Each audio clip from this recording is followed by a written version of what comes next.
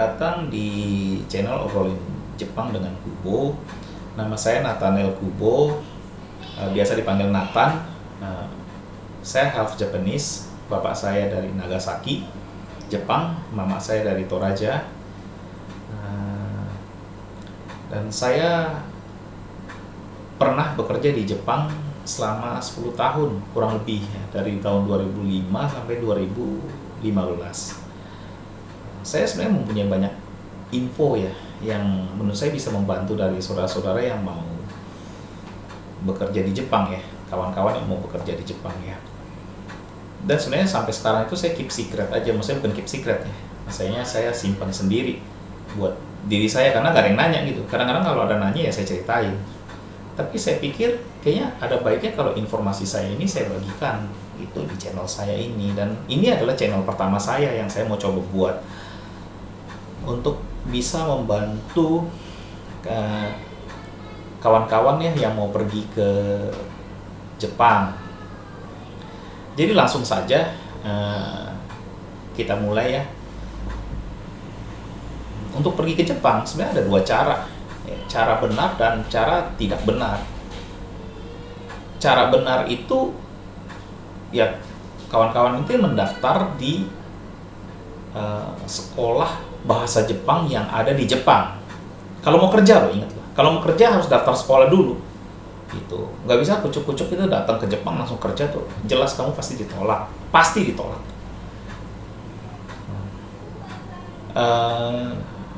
atau cara kedua caranya ilegal, daftar turis sebagai turis sampai di situ kabur gitu.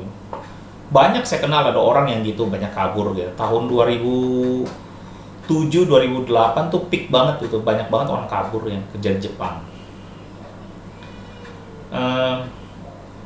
Sebenarnya dengan melakukan itu kawan-kawan tuh sudah merugikan dari pihak travel agent itu sendiri. Contohnya travel agent A gitu anggaplah travel agent aku ceritanya aku travel agent gitu. Nah, si aku ini sebelum dia memberangkatkan saudara ke Jepang, memberangkatkan kawan-kawan ke Jepang, dia itu sudah melaporkan bahwa siapa aja yang akan berangkat atas nama si aku tersebut, si aku travel agent itu. Misalnya ada didaftarkan sebanyak 10 orang, A, B, C, D, E, apa J lah, B, C, J. Nah, si K ini kabur enggak salah. Kok H, I, J, kok K yang kabur, sorry. Yang I yang kabur. Nah, si I kabur, sebenarnya kawan-kawannya sudah merugikan dari travel agency A itu sendiri.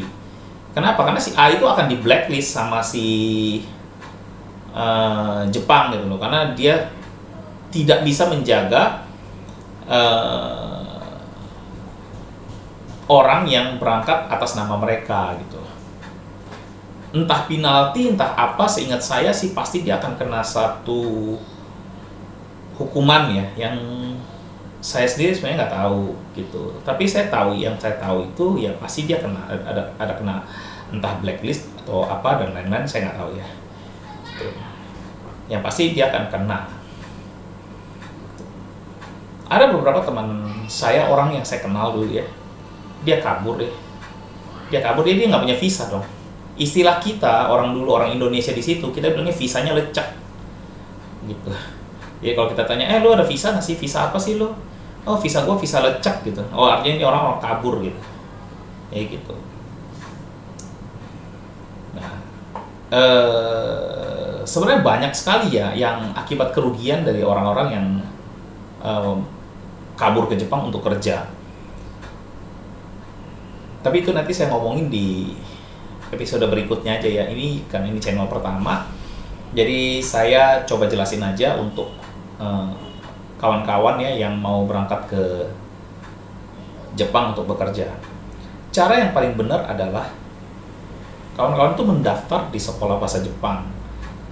Ada banyak kok kalau mau lamar sekolah ke Jepang Bahkan di Jepang itu ditawarkan berbagai fasilitas. Contohnya, saya bayarnya per hari aja gitu. Saya nggak mau bayar per bulan. Contohnya misalnya begitu saya nggak mau bayar per bulan, saya mau bayarnya per hari aja. Itu ada sekolah bahasa Jepang kayak gitu, ada banget gitu. Atau mau bayar per bulan, ada. gitu. Tapi ada baiknya kawan-kawan itu membayar yang 1 bulan gitu, bayar 1 bulan gitu, untuk bisa lanjut. Kalau dengan kawan-kawan membayar secara bulanan dan kawan-kawan punya, bilangnya apa ya, kita kalau orang Jepang bilang shuseki ya, shuseki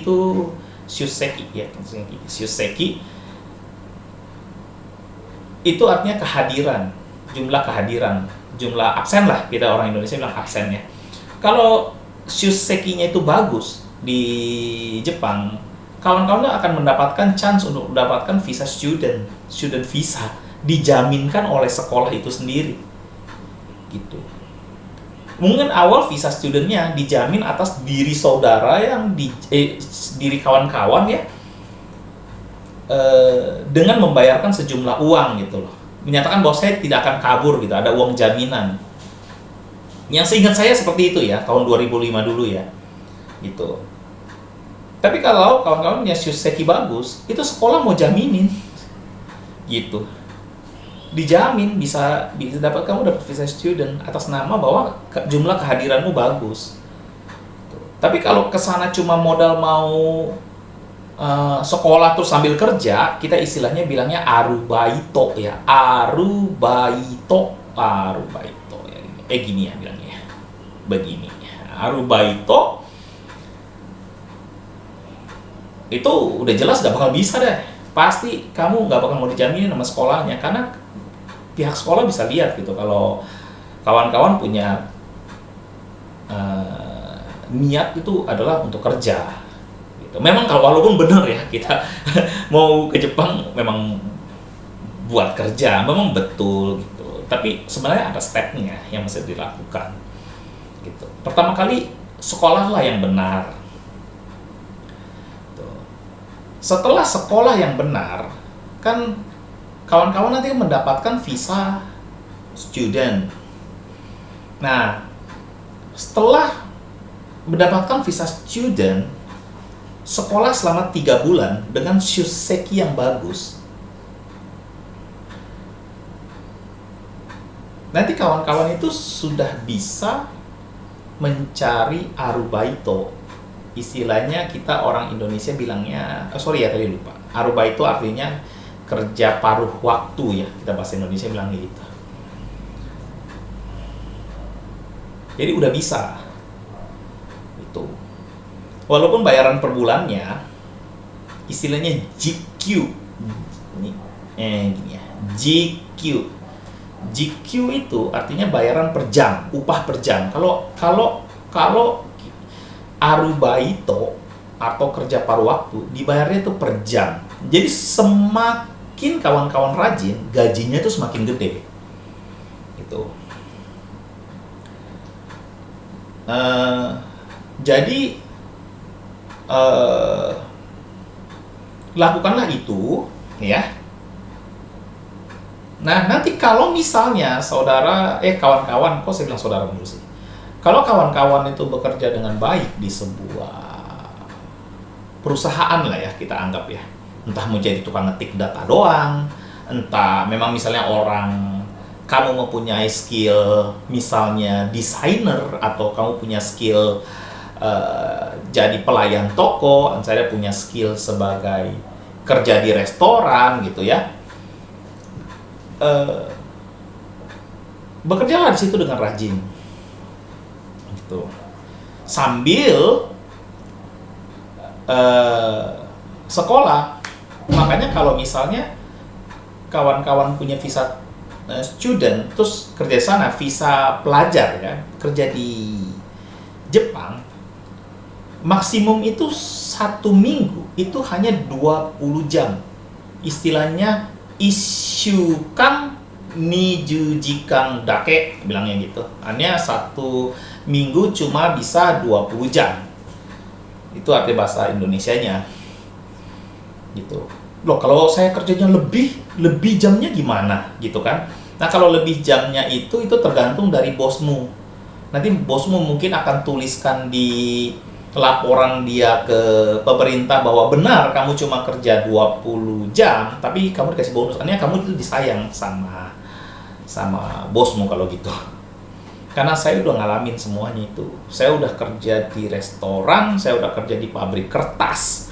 Saya pernah kerja sebagai pembersih kantor orang, nyapu, ngepel, nggak ngepel,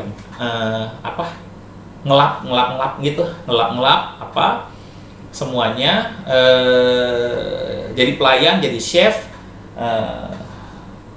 sampai akhirnya saya menggeluti ya bidangnya saya yang adalah seorang IT gitu. Saya pertama kali kerja di Jepang itu saya berusaha benar-benar dari dasar. Selama saya arubaito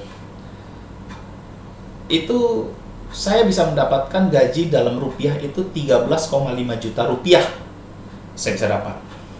Arubaito loh, sehari cuma 4 jam kerja itu bisa 13 juta rupiah. Kadang-kadang ada yang bilang kan kayak, lah 13 juta di Jepang mah habis lah cepet ya. Iya, kalau lu nginepnya di Tokyo kan gitu. Makanya ada istilahnya nginepnya di mana gitu supaya lebih murah gitu. Saya sebimbing sih supaya kawan-kawan kalau ke Jepang tuh saya bisa kasih tahu gitu. Dan jujur saya nggak bohong bicara, banyak sekali orang udah saya bikin sukses di Jepang. Bahkan orang yang saya bimbing dulu bahkan sekarang udah menikah sama orang Jepang dan bahkan mereka sudah berkeluarga, udah punya anak dan lain-lain. Dan saya sendiri pulang ke Indonesia. Sekarang saya bikin video ini di Indonesia. Nah, setelah kerja, kita lanjut ya. Setelah bekerja ke sebuah perusahaan,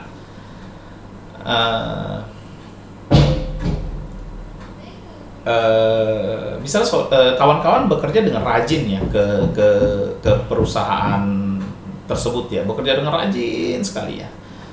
Kalau sampai bosmu ya senang sama kamu nanti dikeluarin namanya visa kerja gitu. Percaya sama saya, kamu kerja rajin 3 bulan aja, 3 bulan doang kamu akan dapat visa kerja. Tapi kalau kecuali bosmu rese ya gitu. Bosmu rese itu maksudnya kadang-kadang di Jepang itu ada istilahnya black kaisha, buraku kaisha. Kaisha itu artinya company ya, company. Jadi black company gitu loh. Kamu dikerjain, kamu bisa kerja rodi. Jadi hati-hati kerja gitu. Nanti di channel selanjutnya juga saya akan bikin untuk bagaimana sih cara cari kerja di Jepang supaya dapat kerjanya bukan yang buraku kaisha. Kan orang Jepang kalau bilang black kan buraku ya, buraku. Bukan dapat yang black company tapi dapatnya company yang benar gitu. Itu ada caranya banget, gampang banget tuh saya bisa cari. Dan saya udah mendidik orang. Tuh. Ikutin aja kerjanya seperti kalau kawan-kawan itu bekerja dengan benar, dapat ya sekitar 70-80% lah. 90% lah bisa saya bilang akan dapat visa kerja dari bosnya. Karena banyak sekali teman saya yang dapat begitu. Setelah saya bimbing dari awal dia dapat. Kalau saya kan orang Jepang ya, dulu saya punya 2 visa. Visa saya yang pas saya tinggal di Jepang setelah 4 tahun, yang tadinya saya nggak tahu gitu loh, bapak saya mendaftarkan saya sebagai orang Jepang. Jadi saya punya 2 nationality. Dulu zaman dulu tuh orang masih bisa 2 nationality, sekarang udah nggak mungkin. Nah, ternyata disitulah saya baru tahu kalau saya punya 2 nationality. Orang Jepang bilang, kamu itu orang Jepang loh, kamu tahu nggak? Saya bilang, masa sih? Ya bener. Iya. Gitu. Ini ada suratnya. Gitu. Saya lihat, iya ada nama bapak saya, ada nama mama saya. Saya terdaftar sebagai orang Jepang. Gitu. Nah, setelah disuruh pilih, kamu harus pilih gitu loh. Seharusnya maksimal orang milih kewarganegaraan di Jepang itu harusnya umur 20 tahun. 20 tahun. Tapi saat itu saya udah umur 29 tahun. Gitu. Tapi dibikin pengecualian, kenapa? Karena saya selama 25 tahun saya tinggalnya di Indonesia, jadi dianggapnya saya nggak tahu, jadi masih nggak apa-apa, ada pengecualian. Tapi kalau saya ambil visa Jepang, saya kalau mau pulang ke Indonesia, saya harus pakai visa. Oleh karena itu, saya pilih visa Indonesia, saya bilang gitu. Saya pilih visa Indonesia. Bukan visa Indonesia, paspor Indonesia. Saya pilih paspor Indonesia. Jadi paspor Jepang saya dihanguskan sama orang Jepang. Tapi saya dikasih visa namanya apa ya? Kok gue lupa ya. 2,000 years later. Namanya visa Eijusha. Eijusha. Gini ya. Eijusha. Artinya permanent resident. Susah amat ya. Harusnya kalau kita kan bilangnya PR gitu kan, permanent resident. Ini Eijusha. Nah itu saya udah dapat visa itu. Kalau saya punya. Nah akhirnya setelah kalau kamu kerja di sana, andai kan gagal lah ya, perusahaannya cuma memakai kamu paling cuma 3 bulan, 4 bulan. Setelah kamu sekolah, kamu akan dapat visa izin mencari kerja itu 3 bulan. Kalau kamu udah lulus sekolah. Dan sekolah bahasa Jepang paling lama yang saya tahu itu 2 tahun. 2 tahun. Paling lama sekolah bahasa Jepang. Kalau udah lebih 2 tahun, kamu pasti udah diluluskan lah. Pasti kamu udah jago banget gitu.